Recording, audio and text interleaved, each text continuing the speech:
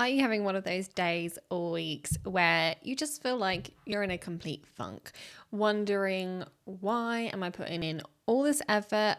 Why am I spending all this time and yet I'm still here struggling and stuck? If you're feeling in a funk, or maybe even full on depressed and in despair about your weight, health, or maybe something else entirely, this episode is for you, my friend. I want to start today by saying that I get it. I really, truly get it, because despite what I do for a living, despite the fact that I help women navigate this very thing every single day, I've been finding myself in a bit of a funk lately too. And honestly, part of the reason I wanted to record this episode today is because I need a reminder as much as anyone. I turned another year older last week, and you know how it goes. You hit your birthday, you're halfway through the year, and suddenly you're reflecting on where you thought you'd be by now. You know, all those things that you thought you'd have achieved, and the gap between where you wanted to be and where you are feels enormous. And I caught myself in this spiral of thinking, am I falling behind? Am I wasting my time? Is this it? And, you know, when you get into that headspace, it's like a fog that creeps into everything.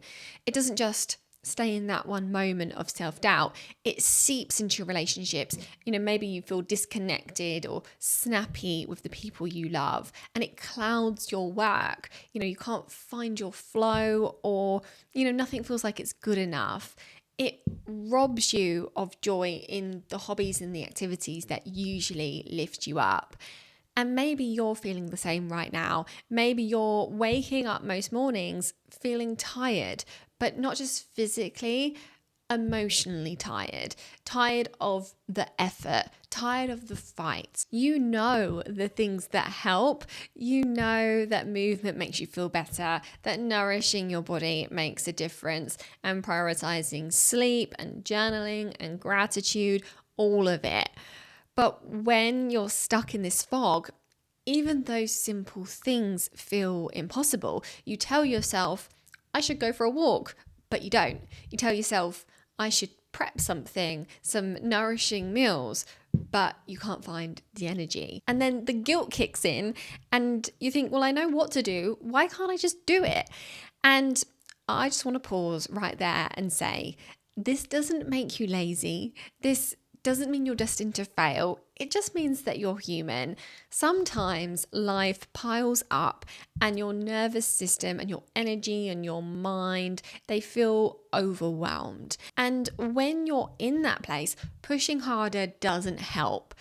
Beating yourself up certainly doesn't help either. And what does help is pausing long enough to see what's going on underneath it all, to acknowledge the part of you that feels scared and disappointed and frustrated and maybe even hopeless.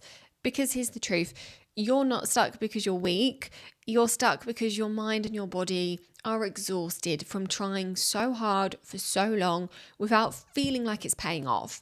And that's what we're going to be talking about today. How to gently, compassionately shift yourself out of this funk, not by fixing everything overnight, but by creating small, doable shifts in how you support yourself and how you think about where you're at right now. This is not going to be any toxic positivity, no hustle culture, just me and you working through what it looks like to start feeling like yourself again, one little step at a time. One of the most frustrating things about this whole weight loss and health journey, especially when you've been at it a while, is how you can desperately want something and still find yourself doing the complete opposite. You want to feel vibrant, healthy, strong. You want to nourish your body and move it in ways that feels good. And you want to feel proud of yourself when your head hits the pillow at night.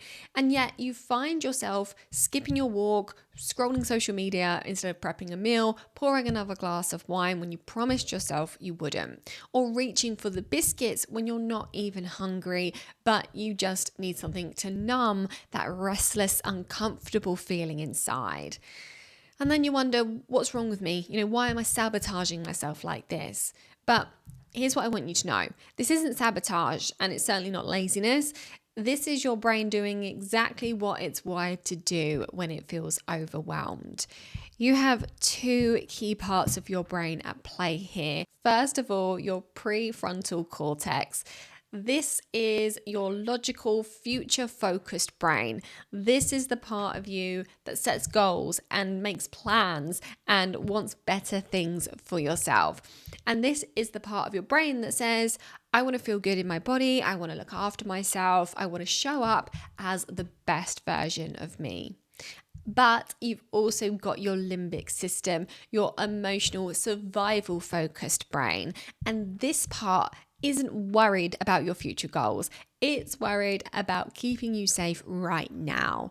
It's wired for instant relief, instant comfort, instant escape from discomfort.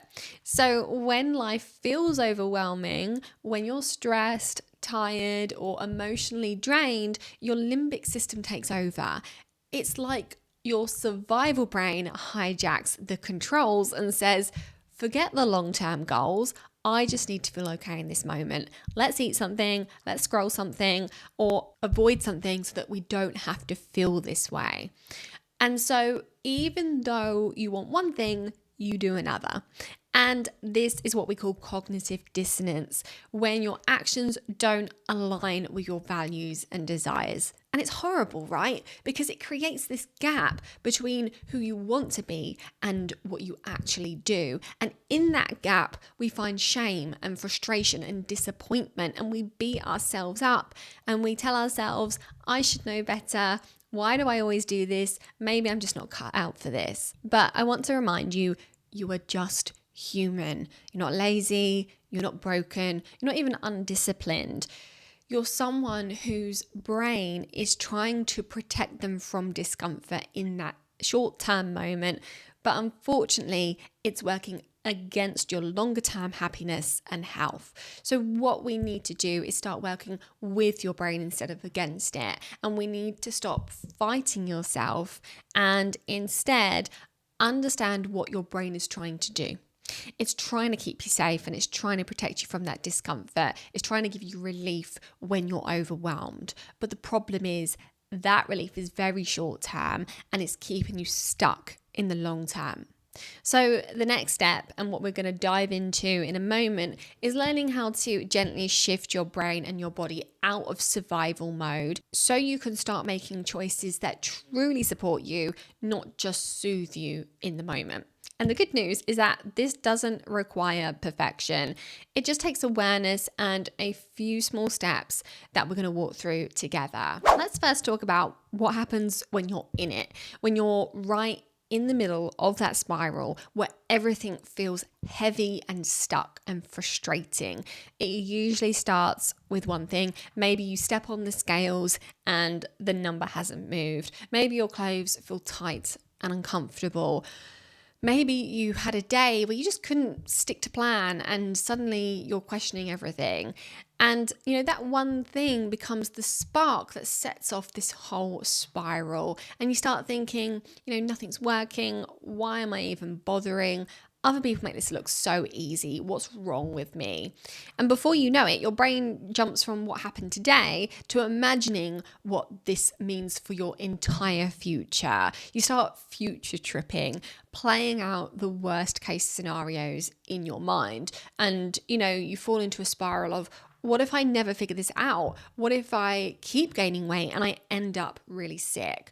What if I don't have the energy to be the mum and the partner or the friend or the boss that I want to be? What if it's too late for me? And in these moments, it's really hard to pull yourself back because your brain feels like it's just telling you the truth. But really what it's doing is it's searching for danger. And that's what we call negativity bias. It's a built-in survival mechanism. Your brain is wired to scan for problems, to keep you safe by spotting what could go wrong. And back in the day, that kept us alive, spotting danger before it got too close. But now it means that we end up sitting on the sofa, spiraling about our health, our weight, our future, even when we're perfectly safe in that moment. And, what makes it even harder is that, if you're in your 40s, 50s, or beyond, you're already navigating hormonal shifts that impact your mood and your energy, your stress resilience.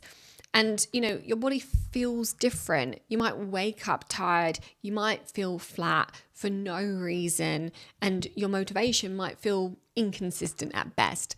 And, if you spent years on the diet roller coaster, restricting, tracking, punishing yourself, and then swinging to overeating when you're burnt out, that pattern has left your nervous system exhausted and your body's running on empty. So now when your brain starts spiraling, your body doesn't have the energy reserves to pull you out of it quickly. It feels like you're sinking in quicksand. And every thought pulls you deeper, and it's exhausting, both emotionally and physically. And I want you to hear this because you're not weak because you feel this way. You're just tired, and your brain and your body are tired. And when you're tired, it's so easy for the negative thoughts to take over because they feel true, they feel real, but it's not the full story. And that's what we need to work on, shifting from that automatic negativity to something more balanced, not fake positivity, just enough perspective to stop the spiral and help you breathe again. So next, we're going to walk through a few steps that I use with my clients and myself when I notice I'm stuck in that negativity trap. And they're really simple, they're gentle, and they're backed by how your brain actually works.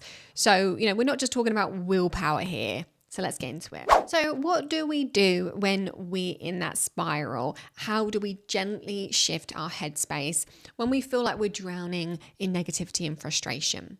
Here's the first thing that I want you to hear. This isn't about fixing yourself overnight. This isn't about snapping your fingers and suddenly being all sunshine and rainbows. It's about creating small daily shifts that can help your body and brain feel safe and supported and in control again. Because when your brain feels safe, when your body feels supported, it makes it much easier to make choices that align with your future self. So let's walk through a few simple steps that I personally use and that I teach my clients. The first step is awareness, simply noticing what's happening in your mind without judging it. Most of the time we're either fighting our feelings, saying, I shouldn't be feeling this way, or we're drowning in them and feeling like, this is never going to change. But what if we could just observe them like clouds passing in the sky? You can say to yourself, okay, this is me feeling hopeless. This is me feeling afraid. This is me feeling frustrated and tired. It's such a small shift, but it takes you from being inside the emotion to observing it. And when you observe it, you create a little bit of space. And in that space, you have the power to choose what you do next. So the next step is to give those thoughts a place to land, because if they stay swirling around in your head, they'll feel bigger and scarier than they really are. So grab a notebook or your phone and answer 2 simple prompts. What am I feeling right now? And what's one thing I could do today to feel slightly better? That's it. No need for the perfect morning routine or a massive mindset overhaul. Just name what's true for you in the moment. Maybe your answer is, I'm feeling overwhelmed and stuck. And maybe your tiny action could be, go outside for 5 minutes and get some fresh air. Small steps are enough. And while we're talking about journaling, sometimes it helps just to brain dump, just to write down whatever is swirling around in your head. So you can either just brain dump or you can follow those prompts that I've given you. Now, next is gratitude. And I know this is cliche, but there is real neuroscience behind it. When we focus on what's good, what's safe, what's pleasant in our lives, even in tiny doses, we activate the reward centers in our brain. We release dopamine and serotonin, the feel-good chemicals that counteract the negativity bias that we talked about earlier. So take a second and ask yourself, what's one thing that I'm grateful for today? It could be your warm bed. It could be the cuddle that you had with your dog this morning. It could be the fact that you have clean water to drink. Even in hard times, there's something. And no, gratitude doesn't erase the hard stuff, but it does create space for both to exist. The hard and the beautiful. And that's what really brings us balance. I really notice a massive impact when I practice gratitude. Sometimes it's just thinking about it when I'm going out for a walk, and sometimes it's journaling about it. Now, step 4 is focusing on the present. So much of our suffering comes from being stuck in the past or projecting into the future. But right now, in this moment, you are safe. And when we focus on the present, we help to calm our nervous system, taking us out of that constant fight or flight state. And a few ways to do this is take 3 deep, slow breaths in through your nose, out through your mouth, and really feel your body soften as you exhale. You can also go out for a walk without a podcast. Just notice the sounds, the colors, the textures around you. And another thing you can do is make a cup of tea and actually taste it, instead of just rushing through the moment. These little moments of presence bring your body back into a place where it feels supported and not threatened. And this is one of the things that I really need to pay attention to, because I spend so much time in the future in my head. And the final step is action. And this is so important because the brain's motivation system runs on dopamine. And dopamine isn't released from thinking, it's released from doing. And we often wait to feel motivated before we act, but it's actually the other way around. Action creates motivation. So pick one thing that you can do today to nourish yourself. Maybe it's going for a walk. Maybe it's making yourself a nourishing meal. Maybe it's putting your phone away an hour before bed and giving yourself a chance to sleep well. Maybe it's going out and getting some daylight and sunshine for 5 minutes whilst you enjoy a cup of tea. One action, that's all it takes to start building momentum. Now, here are some bonus steps if you want to go a bit further. If you want to take things a little bit deeper, there's more that you can do and it can really help. Firstly, move your body because it helps you to feel better emotionally, not because you're trying to burn calories. Shifting the way that we approach movement can make it much more motivating and just make it feel better as well. Secondly, text a friend, talk to your partner, or join a supportive community. Being heard by someone else helps to break the spiral. And next, boundaries. Take a break from the news, from social media, or anyone in your life whose energy drags you down instead of lifting you up. Again, I know it's cliche, but if you say yes to something you don't want to do, or something that drains your energy, you're saying no to something else, and you're saying no basically to your well-being. So it's okay to say no to things so that you can say yes to your peace and well-being. Now, none of this needs to be perfect. It's okay if you need to come back to these steps every day. What matters is that you are gently guiding yourself out of survival mode and reminding that your body and brain are safe, that you're supported and that you can do this. And in a second, I'm going to share one simple next step that you can take if you're ready to start nourishing your body and feeling better from the inside out. But first, let's just take a breath. I want you to just remember you're doing better than you think. Now, if this has been resonating with you and you're thinking, okay, this all makes sense, but I still feel stuck in knowing where to start, and I don't want to keep going round in circles, and I don't want to fall back into a strict plan or a diet either. And, if that's where you're at, then I've created something that might help. It's called the 5-Day Metabolism Reset Challenge, and it's designed exactly for women like you, women who want to start feeling better in their bodies, but without punishing themselves, without counting calories, and without the pressure to be perfect. It's a really gentle, supportive place to start. And each day I guide you through one small, nourishing action to help your body feel safe again. Because when your body feels safe, your metabolism works better, your energy lifts, your cravings start to calm down, and you start seeing change. Not because you forced it, but because you supported your body to do what it wants to do.